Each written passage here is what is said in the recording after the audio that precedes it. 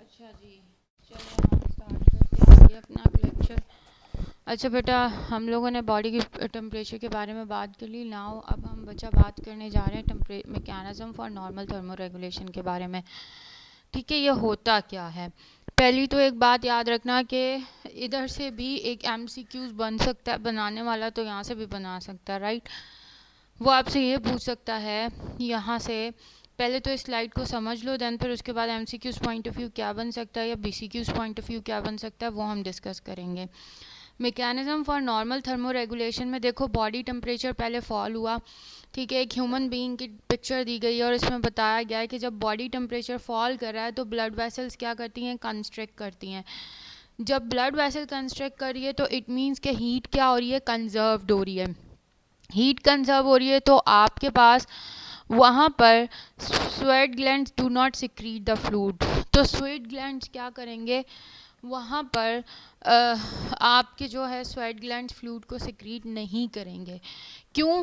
क्योंकि इसीलिए कि टेम्परेचर ऑलरेडी फॉल हो रहा है। अगर वो और फ्लूइड की सिक्रीशन होगी तो टेम्परेचर तो और फॉल होता जाएगा, क्योंकि एवापोरेशन का प्रोसेस स्टार्ट हो जाएगा। तो हम जब टेम्परेचर फॉल हो रहा है, ठीक है, फॉर एग्ज़ाम्पल जब बाहर सर्दी होती है तो हम क्या करते हैं, हम ब्लैंकेट्स लेते हैं ताकि हमें जो है ठंड महसूस ना हो। तो उसके दौरान हमारे ब्लड में वेसल्स में कंस्ट्रिक्शन हो रही होती है, हीट कंजर्व हो रही होती है और स्वेट ग्लैंड जो होते हैं, जो स्वेट ग्लैंड होते हैं वो सिक्रीट नहीं हो रहे होते, वो सिक्रीट नहीं करते फ्लूइड को।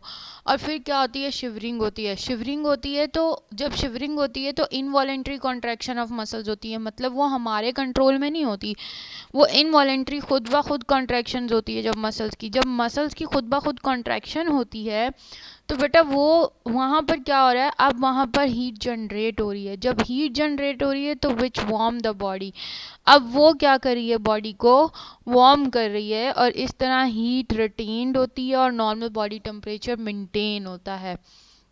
ठीक है, दूसरी साइड पे वो बोल रहा है कि जब बॉडी का टेम्परेचर राइज होता है, ठीक है, जब भी बॉडी का टेम्परेचर राइजेस होता है तब क्या होता है, ब्लड वेसल्स, अब बॉडी टेम्परेचर क्या हुआ, बढ़ गया है।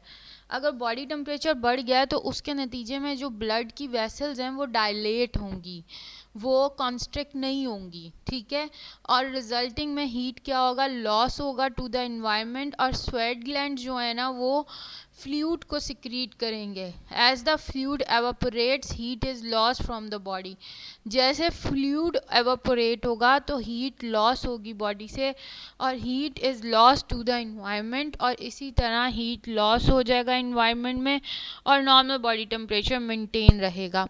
तो ये एक मैकेनिज्म होता है नॉर्मल थर्मो रेगुलेशन का बॉडी के अंदर, कि जब भी आपकी बॉडी का टेम्परेचर फॉल करता है तो खुद ब खुद बॉडी उसके नतीजे में एक्शन करती है। ठीक है, सही है। आपने रिसेप्टर्स पढ़ा होगा, आपने इफेक्टर्स पढ़ा होगा, आपने कंट्रोल सेंटर के बारे में पढ़ा होगा कि जब नर्वस सिस्टम को सिग्नल्स जाते हैं तो कंट्रोल सेंटर के पास फिर इफेक्टर्स जो है अपने हार्मोन्स को रिलीज़ कराता है। इसी तरह जब बॉडी का टेम्परेचर फॉल करता है तो एक सिग्नल ब्रेन तक जाते हैं। जब ब्रेन तक सिग्नल जाते हैं तो वो आपकी ब्रेन के सिग्नल्स आपकी बॉडी के सिस्टम को ये सिग्नल्स दे रहे होते हैं कि भाई अब जो है ना ब्लड वेसल्स कंस्ट्रिक्ट होनी चाहिए, डायलेट नहीं होनी चाहिए। ठीक है, तो यहाँ से MCQs एक अराइज ये हो सकता है कि जब बॉडी टेम्परेचर फॉल हो रहा है तो ब्लड वेसल कंस्ट्रक्ट हो रही हैं या डायलेट हो रही हैं, और उस वक्त क्या स्वेट ग्लैंड सिक्रीट करेगा फ्लूइड्स को। अगर वो स्वेट ग्लैंड सिक्रीट करा, इस तरह आपको यहाँ पर हम अगर कोई और हो और इधर से वो एक सिनेरियो भी क्रिएट कर सकते हैं कि इतने ईयर ओल्ड पेशेंट आया with the complain of fever this this this, और बॉडी फॉर एग्जांपल या with the complain of shivering, ठीक है, और बॉडी टेम्परेचर फॉल्स कर रहा था, तो इन विच कौन सा प्रोसेस होगा, ब्लड वेसल्स कंस्ट्रक्ट होंगी, कंजर्व्ड होगी हीट, या स्वेट ग्लैंड्स फ्लूइड को सिक्रीट नहीं करेंगे। ठीक है, तो इस पॉइंट ऑफ व्यू से इस स्लाइड को ध्यान से पढ़ना। अब आगे वाली स्लाइड पे आते हैं, मैकेनिज्म क्या है normal thermo regulation heat loss का। ठीक है, जो मैकेनिज्म है normal thermo regulation heat loss का, प्लीज़ इसको ज़रूर देखना, क्या है इसके अंदर? इसके अंदर 4 चीज़ें आप देखोगे जो बॉडी के थ्रू हो रही है हीट लॉस, वो 4 प्रोसेस के ज़रिए होती है। एक कंडक्शन है, एक कन्वेंशन है, दूसरा थर्ड वन आपके पास रेडिएशन है, एंड फोर्थ वन आपके पास क्या बच्चा आ जाता है? एवापोरेशन आ जाता है। ठीक है, अब अगर आप कंडक्शन की बात करते हो तो कंडक्शन है क्या? पहले तो इसको तहम्मुल से, सुकून से समझ लेना, क्योंकि हमेशा हम इसको जल्दी जल्दी में पढ़ लेते हैं और ये देखते हैं कि बहुत इजी है और हमें याद हो गया, राइट। जब एमसीक्यूज हमारे पास आता है तो हम इसी में बहुत ज़्यादा मिस्टेक्स कर रहे होते हैं। ठीक है, तो हर एक चीज़ को कॉन्सेप्चुअल पढ़ो, ध्यान से पढ़ो, और हर एक चीज़ की अपने दिमाग में इमेज बनाओ। ठीक है, मैंने पहले भी कहा कि जो बच्चे कंसेप्चुअल पढ़ते हैं या वाइटल साइंस हो गया या कोई भी टॉपिक हो गया, उसे वो लेंदी पढ़ रहा है और एक इमेज बना के पढ़ रहा है, ज़िंदगी में कहीं भी कभी भी उसे वो चैप्टर किसी और को पढ़ाना है या बताना है तो वो विद द फिंगर टिप्स बता सकता है। ठीक है, तो प्लीज़ अपने अंदर ये मोटिवेशन लाओ थोड़ी सी, और ज़्यादा देर पढ़ने की कोशिश किया करो। ठीक है, अब चलते हैं कंडक्शन क्या होता है। देखो, conduction is the process of losing heat through physical contact with another object और बॉडी। कंडक्शन एक ऐसा प्रोसेस है बच्चा जिसके अंदर क्या हो रहा है? हीट लॉस हो रहा है। किसके ज़रिए? फिज़िकल कांटेक्ट के ज़रिए। ठीक है, और वो फिज़िकल कांटेक्ट किससे हो रहा है? किसी भी दूसरे ऑब्जेक्ट से या किसी और बॉडी से। ठीक है, for example, if you were to sit on a metal chair, अगर आप एक मेटल की चेयर पर बैठते हो, the heat from your body would transfer to the cold metal chair.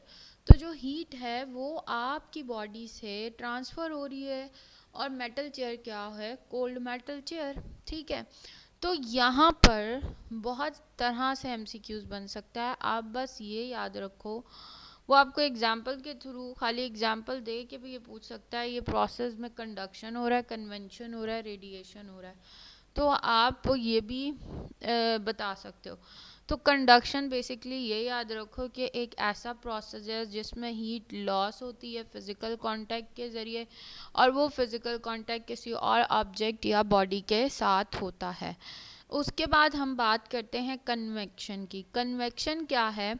The process of losing heat through the movement of air और water molecules across the skin. ठीक है, जो प्रोसेस है, एक प्रोसेस है लॉस करने का हीट को through the movement of air, या मूवमेंट किसकी? एयर की मूवमेंट के ज़रिए, या water molecules across the skin. ठीक है, तो use of a fan to cool off the body is one example of convention. आप फ़ैन जो इस्तेमाल करते हो, ठीक है, फॉर एग्ज़ाम्पल गर्मी लग रही है, फ़ैन चलाया, उसने क्या किया? आपकी बॉडी को ठंडा कर दिया। आपकी बॉडी में से जो स्वेट ग्लैंड्स ने एवापोरेशन करवाया था, फॉर एग्जांपल वाटर मॉलिक्यूल्स जो स्क्रीट आउट हुए थे, ठीक है, उन्होंने वो ठंडे हो गए, पानी सूख गया बॉडी का, और आपको कूल ऑफ फील होने लग गया बॉडी में। ठीक है, तो इसमें क्या हुआ? कोई और ऑब्जेक्ट आया कांटेक्ट में? कोई ऑब्जेक्ट कांटेक्ट में नहीं आया। जिस तरह कंडक्शन में कोई बॉडी या कोई भी ऑब्जेक्ट कांटेक्ट में आ रहा था, फिजिकल कांटेक्ट हो रहा था और हीट लॉस हो रहा था, इस तरह यहाँ पर भी हीट लॉस ही होगा, लेकिन मूवमेंट ऑफ एयर के ज़रिए, कि हवा का रुख किस तरफ को है। ठीक है, हवा की मूवमेंट के ज़रिए, या वाटर मॉलिक्यूल्स आपकी स्किन के साथ अटैच हो रहे हैं। फॉर एग्जांपल बारिश में पानी आपके ऊपर पड़ रहा है, आपकी बॉडी क्या हो रही है? कूल डाउन हो रही है, राइट। रेडिएशंस के अंदर क्या है? रेडिएशन क्या होता है? ये एक ऐसा प्रोसेस है जिसके अंदर transfer of heat from one object to another होती है, but no physical contact involve. बहुत इजी है। ठीक है, आपके पास यहाँ पर ट्रांसफ़र ऑफ हीट हो रही है, एक ऑब्जेक्ट से दूसरे में हो रही है, लेकिन कोई फिजिकल कांटेक्ट इन्वॉल्व नहीं है। जैसे इंफ्रारेड रेज हो गई, जो कि अब कॉन्ट्रा इंडिकेटेड है, लोग नहीं यूज़ करते, पहले बहुत यूज़ किया जाता था, फिज़ियोथेरेपी ट्रीटमेंट्स में भी यूज़ करते थे, अदर ट्रीटमेंट्स में भी यूज़ करते थे, अब इसको लिमिट कर दिया गया है। ठीक है, लेकिन वो एग्जाम्पल के तौर पे दे रहा है कि infrared rays the sun transfer heat to earth through the radiation. अब देखो, को वो किसी तरह भी आपको एमसीक्यूज बना के या बीसीक्यूज दे सकता है कि infrared rays are the example of which radiation or which process of